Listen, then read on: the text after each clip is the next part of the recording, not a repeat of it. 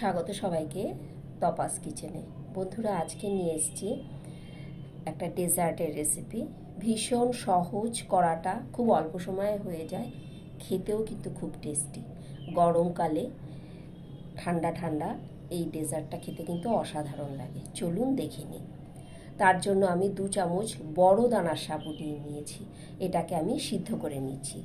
এদিকে সাবুটা সিদ্ধ হচ্ছে, অন্যদিকে আমি এর মধ্যে কাস্টার্ড পাউডার দেব। সেই জন্য ভ্যানিলা কাস্টার্ড পাউডার নিয়ে নিলাম 2 চামচ। এটাকে দুধ দিয়ে গুলে নিলাম। এদিকে সাবুটা সিদ্ধ হয়ে গেছে, এটাকে আমি নামিয়ে নিচ্ছি আর জলটা ছেঁকে নিচ্ছি।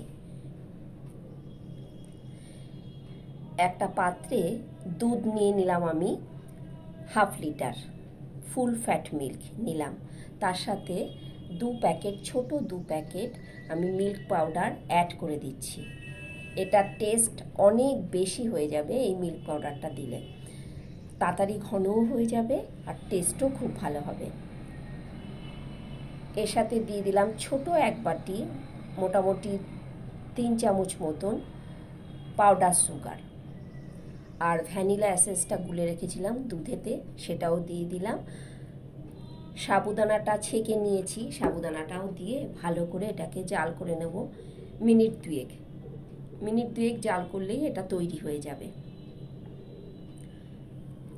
এর মধ্যে অ্যাড করে দিচ্ছি কিশমিশ আর কাজু।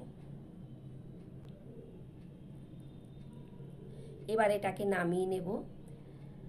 নামিয়ে সার্ভ করে দেব কিছু ফলের সঙ্গে। আমি এর মধ্যে নিয়ে নিয়েছি আঙুর আর কলা, কিছু আমসত্ত্বও দিয়েছি। এটা সম্পূর্ণ আপনাদের পছন্দ, যে ফল সেগুলোই দিয়ে দিতে পারেন। খুবই টেস্টি হয় খেতে। একবার করে দেখতে পারেন, যদি না করে থাকেন একবার করে দেখতে পারেন, ভীষণ টেস্ট হয়। চলি, আবার দেখা হবে অন্য কোনো রেসিপিতে আপনাদের সঙ্গে। সবাই ভালো।